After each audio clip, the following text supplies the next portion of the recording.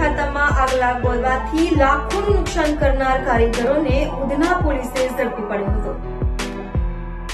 Udhna police પાસેથી મળતી માહિતી મુજબ ઉધના ખાતે આવેલ સિટી ઇન્ડસ્ટ્રીઝ એસ્ટેટમાં રુદ્રા ટ્રેડિંગના જોબવર્ક ખાતામાં આગ લગાવી 66,95,000નું નુકસાન કરનાર કારીગર ઉધના વિસ્તારમાં ફરી રહ્યો છે।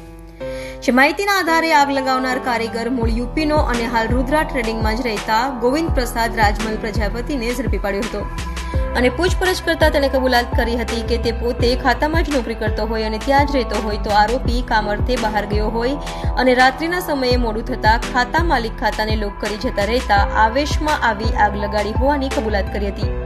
હાલ તો પોલીસે કારીગરની ધરપકડ કરી વધુ તપાસ હાથ ધરી છે।